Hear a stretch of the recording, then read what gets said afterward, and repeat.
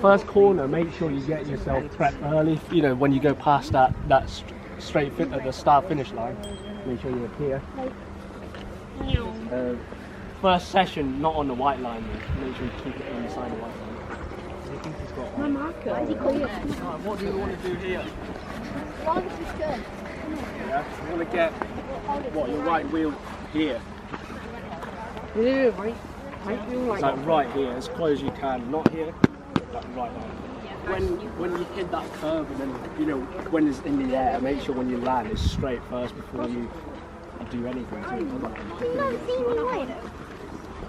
Like to just go in late, leave it, and then do like a cut back. How I would do it, I prefer to sort of turn it early, just because if you actually look at the circuit, you have the off camber. So if you turn in a bit late, you just get the snuff of the like, you know, the rear, just losing the rear. So, but again, I think it's the same, like either whether you go in deep or you go in a bit earlier. Full kit, kid.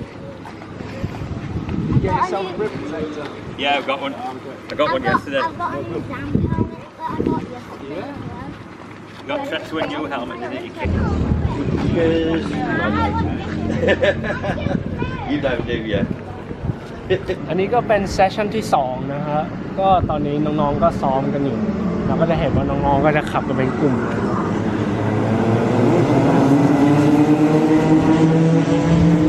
อันนี้เราก็จะมาอยู่ข้างสนามเพราะว่าที่อังกฤษเขาจะไม่ให้แบบว่าลงไปในสนามแต่ที่ไทยลงไปได้แล้วก็อันนี้ก็ใกล้ที่สุดแล้วถ้าจะแบบอยากเห็นทั้งหมดเลยเราก็จะแบบแนะนำให้แบบเด็กแบบว่าติดกล้องที่รถเลยเราก็จะเห็นว่าน้องจับพวงมาลัยยังไงเบรกคันเร่งใช้ยังไง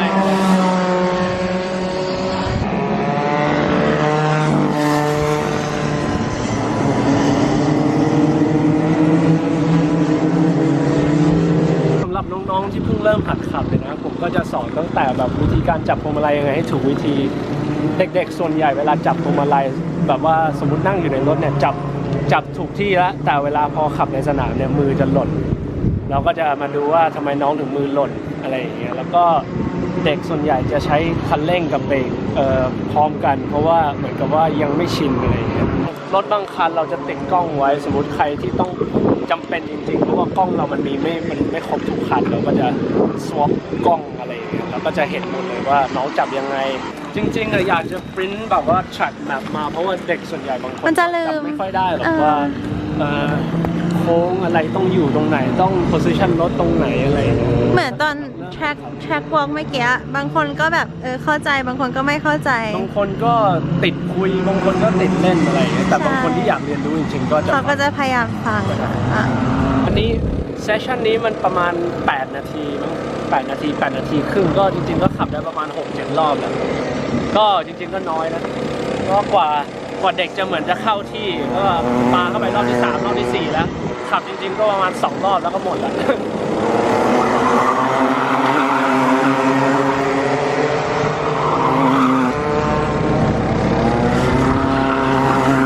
สมมติดูน้องเมื่อกี้ที่ผ่านมาทำดีไหมอย่างเมื่อกี้ก็ถือว่าก็ยังใช้คันเร่งกับเบรกก็คือเหมือนกับน้องยังเหมือนยังจะใช้แตะเบรกบวกกับคันเร่งด้วยอะไรเงี้ยเราก็จะมาปรับก็บอกน้องว่าพยายามอย่าเร่งและเบรกพร้อมกันเลยโอเคเซสชั่นนี้ก็จบไปแล้วนะแล้วก็น้องก็จะคิวแล้วก็เข้าไปในคลิปแล้วเขาก็จะไปจอดแล้วก็จะมีแมคานิกยกรถขึ้นสแตนแล้วก็เข็นรถวนกลับมาที่พิทถ้าเด็กแบบเด็กใหม่ๆเลยบางทีก็ลืมเบรกเหมือนกันนะเข้าไปแล้วก็เอาอะไรอย่างเงี้ยแล้วก็ชนคันน้องๆเข้ามาแล้วอันนี้ก็เป็นจูเนียร์ละอันนี้ก็จะเป็นเด็ก12 13แล้วเริ่มรู้ละเด็กจูเนียร์จะเริ่มเข้าทีแล้วจะเป็นช่วงอายุที่สอนยากที่สุดเพราะว่าเด็กจะติดเพื่อนแล้วก็ลืมบ้างไม่ฟังบ้างอะไรอย่างเงี้ยก็นิดนึงตอนผมแข่งก็เป็น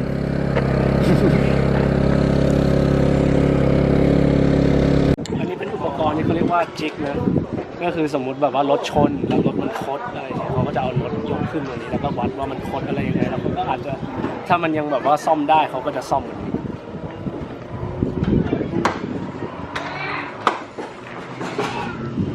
อย่างนี้ก็คือแบบว่าเป็นแบบว่าหัดขับเลยนะแบบวันแรก2 วันแรกอะไรอย่างเงี้ยก็เราก็จะเห็นว่าแบบดูบอกเล็กมากนะสำหรับเด็กที่แบบว่า5 ขวบเลยนะ5 ขวบ 6 ขวบอันนี้น้องก็ต้องทำความคุ้นเคยกับรถก็คือยิ่งใช้เวลานั่งในรถนานๆจะแนะนำว่าสมมติแบบว่ายังไม่ชินรถก็ให้แบบนั่งคารถไปเลย ให้ชินเลยว่าแบบอย่าพวงมาลัยนะอันนี้เบรกอันนี้คันเร่งอะไรอย่างเงี้ยแล้วก็ส่งลงไปในสนามอย่างแรกเลยก็คืออย่างที่บอกว่าอยากจะสอนให้จับพวงมาลัยให้ถูกไปเลยเพราะว่าถ้าเกิดมันเป็นอะไรที่แก้ยากมันเหมือนกับถ้าเกิดว่าเราจับพวงมาลัยผิดไปแล้วมันชินแล้ว มันชินไปแล้วมันจะแก้ยากมากเพราะผมก็เคยเป็นแต่ว่าจับไม่ถูกวิธีแล้วมันเหมือนกับว่ามันได้ประสิทธิภาพไม่เพียงพอก็คือเหมือนกับเราใช้ถ้าเราจับถูกที่ใช่ไหมเราจะใช้ช่วงเนี้ยเป็นเหมือนกับตัวบังคับมากกว่าถ้าเกิดว่าเราจับต่ำเราจะใช้ข้อมือแล้วทีนี้มันเหมือนกับว่ามันไม่ค่อยธรรมะทะแมงเท่ากับถ้าจับให้มันสูงขึ้นมาหน่อยแบบถูกวิธีอันนี้ก็เป็นเบรกนะไอตัวเป็นลูกตุ้มเนี่ยอันนี้ก็คือแล้วแต่ความถนัดของคนแต่ว่าจริงๆผมแนะนำว่าไม่ให้ใส่ดีกว่าเพราะว่าจะได้ทำความคุ้นเคยกับตัวเบรกอันนี้เขาเรียกว่าอะไรไม่รู้ว่าเขาเรียกว่าอะไรแต่ว่ามันเหมือนกับว่าพอมันมีอันนี้เข้ามาเราจริงๆเราควรจะเบรกโดยใช้ช่วงเนี้ยของเท้าก็คือถ้าเกิดว่ามันอยู่กลางเท้าพอใช้ไปสักพักมันจะเจ็บเท้าน้องก็จะเริ่มไม่โอเคแล้วก็เจ็บเท้าก็ไม่อยากขับ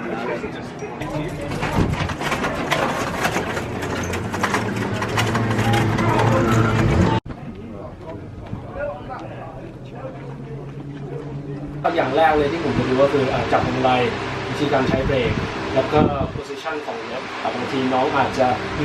วางรถอยู่กลางสนามอะไรอย่างเงี้ยเราก็จะบอกว่าขยับไมค์หน่อยนึงอะไรอย่างเงี้ยเนี่ยเราก็จะเห็นแล้วว่ารถมันมีเหมือนกับว่าปฏิกิริยาตอนน้องเบรกเราก็จะมาดูว่าเพราะอะไรมันเป็นที่พื้นสนามหรือว่าน้องเบรกแรงไปหรือว่าน้องจับพวงมาลัยไม่แน่นพอเพราะว่ารถมันจะขยับถ้าดูล้อหน้านะเห็นไหมน้องจะเลี้ยวขวาแต่พวงมาลัยไปทางซ้ายอะไรเพราะอะไรอันนี้ก็คือจะเสียเวลาแล้วเราก็จะมาดูว่าทำยังไงให้รถมันนิ่งทำยังไงให้รถมันไม่ดิ้น Once you like get that wheel on it, it will just pull you around. Like it will just be much more grip for you to like actually move out. You can see here where it's positioned. So he's like here, where you're going to end up over here. So you're much tighter in there already. At this point, you'll be thinking, well, getting all the power, whereas you'll be thinking, oh, I need to turn. So just make sure that when you go on that curve, you land over here, not over there. อันนี้ก็เป็นเซสชั่นต่อไปแล้วเมื่อกี้เราก็บรีฟน้องไปแล้วก็คืออย่างเมื่อกี้เราก็จะเห็นเลยว่าเมื่อกี้พอเปิดเป็นฟูลซีทเราก็เห็นว่าน้องเหมือนจะว่าแบบชอบเหมือนกับว่าเฟนเข้าไปเลยแบบเลี้ยวเร็วไปอะไรอย่างเงี้ยเราก็จะแก้ไขกันทีละจุดจะเอาจุดใหญ่ๆก่อนแล้วก็ส่งน้องออกไปอีกรอบนึงแล้วก็ดูว่าน้องเป็นยังไง มันต้องเป็นคนที่แบบว่าอยู่ในงานนี้จริงๆที่จะสามารถเข้ามาอยู่อะไรกับเรื่องแบบนี้ได้แต่ว่าได้เข้ามาเห็นว่าการทำงานของนักแข่งอะไรจริงๆเป็นยังไงกลุ่มเมื่อกี้ที่เราดูวิดีโอไป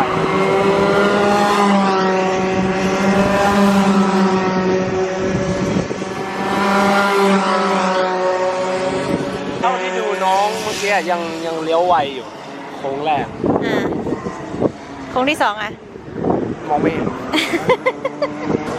น้องยังไม่ค่อยแม่นเท่าไหร่เมื่อกี้เราก็เห็นเลยว่าน้องยังแตะเอเพ็กซ์อยู่เลยเราก็บรีฟไปบอกอย่าแตะอย่าขึ้นเอเพ็กซ์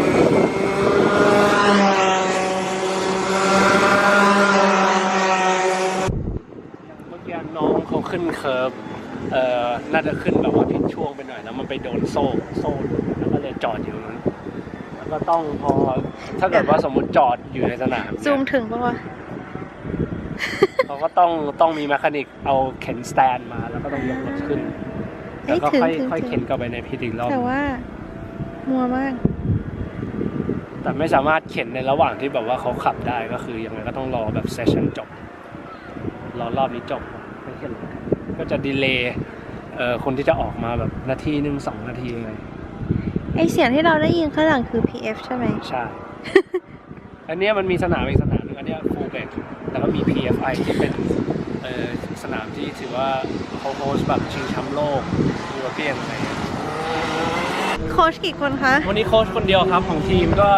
จะหนักหน่อยมันหลายรุ่นอะประมาณ 6-7 รุ่นเด็กประมาณ 15 คนทำจริงๆว่าไม่ทันหรอกเพราะว่าโค้ชจริงๆอะเต็มที่อะได้อยู่ประมาณแค่5 คน 6 คนเนี่ยแบบเริ่มไม่ไหวแล้ว 15 คนก็ยากเวลาเราทำ Data แล้วมันอีกรุ่นหนึ่งมันออกเราก็ไม่ได้ดูจะไม่ค่อยมีเวลาพัก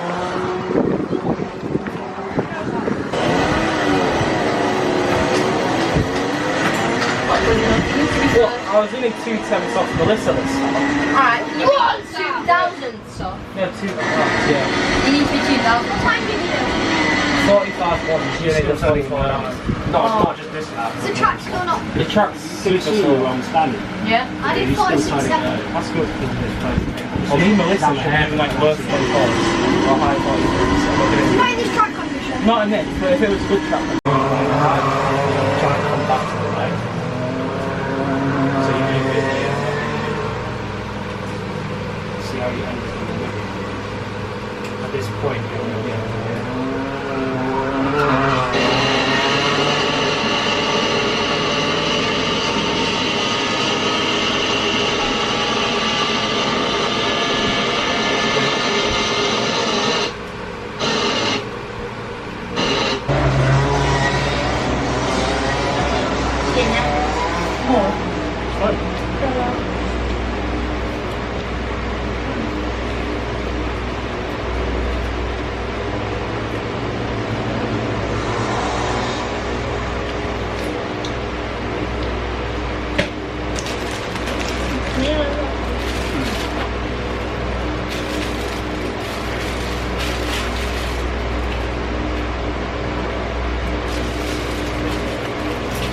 เมื่อกี้เขาสอนจูเนียร์ไปแล้วแบบว่ามาคุยกับเด็กที่เพิ่งเริ่มหัดขับเลยโค้ชก็งงด้วยเด็กก็งงด้วยสอนมือใหม่ไปแล้วเดี๋ยวลงไปสอนจูเนียร์ซีเนียร์น้องก็จะบอกว่างงว่านี่มันเบสิกมากเลยนะเอาหมุนก็เหมือนแมคโดนัลด์เลยช่วย I feel like the steering wheel is surfing. Gee, you look like you're going like that. It's not like you're gonna like push it when you're on the brake, but just push it enough that but don't let your body move on the thing. But it's almost like you actually commit to the corner, then go on the brake. Yeah. Yeah, Is- but if it works for me, it'll work for you. Taking the time 'Cause line if you remember this morning we walked the track very small, but it's off camber. So if you go out here, you're just not gonna have any rear grip. You see, there's like that waiting period where you actually carry more speed through. Because at this point here, you know you're going too slow, aren't you? So just later, send it in a bit harder. Trust the car more and don't wiggle the wheel. Just hold, commit to it. Is that too much steering or? Am I too far over to that side? I think you are. It's one of those where you actually want to be over here. Yeah. Yeah, tiny. It's cold water. Very cold water.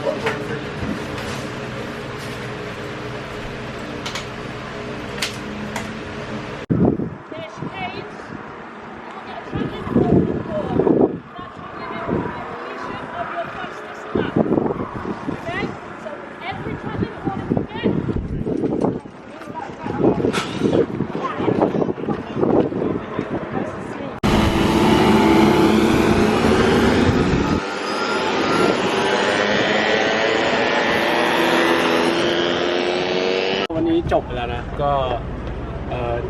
น้องที่1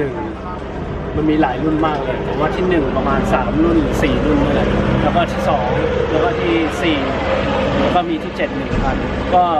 สำหรับวันนี้ก็ถือว่าดีครับ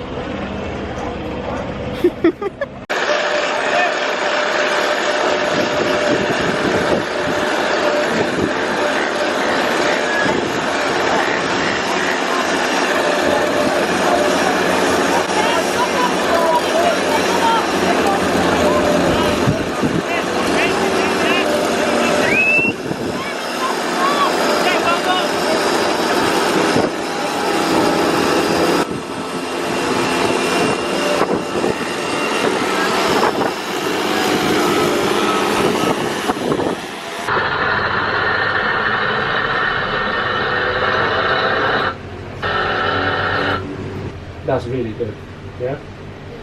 You don't want to. What you don't want to do is be getting alongside them, clear them, and then just stay in the middle. But that's really good.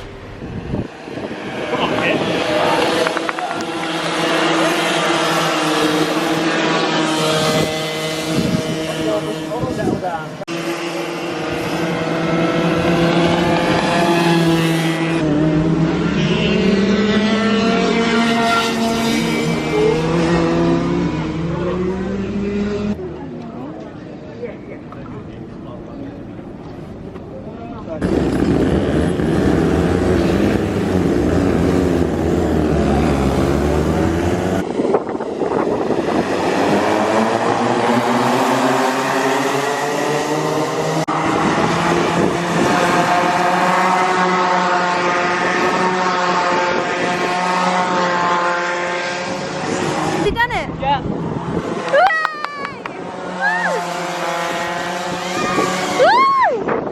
หนึ่งกับที่สามสองโค้งสุดท้าย ไปเดี๋ยวไปรับน้อง Well done. He said, the coolest going to get me on the podium. I'm like, ow. He went, he's going to get me on the podium. I'm like, got it. And that was such beautiful place. Fun at the back there. That was scary, wasn't it? well done แล้วตอนนี้ก็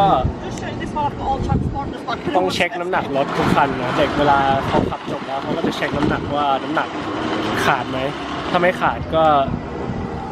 พาร์ทต่อไปก็คือเขาจะเช็คเครื่องอะไรอย่างเงี้ยว่าเครื่องคุณโกงไหมหรืออะไรเงี้ยหลังจากนั้นก็ไม่มีอะไรแล้ว อ่ะ ก็ นี่ ขอให้น้ำหนักผ่านครับ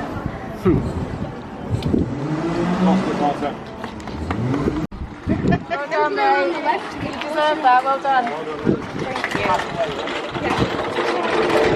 ขับส่วนใหญ่จะชอบหันไปมองหลังมันทำให้ช้าลงเนี่ยจริงๆก็เหมือนถ้าอยู่ที่หนึ่งอ่ะคนจะให้ขับให้เหมือนคุริฟายมากที่สุดก็คือ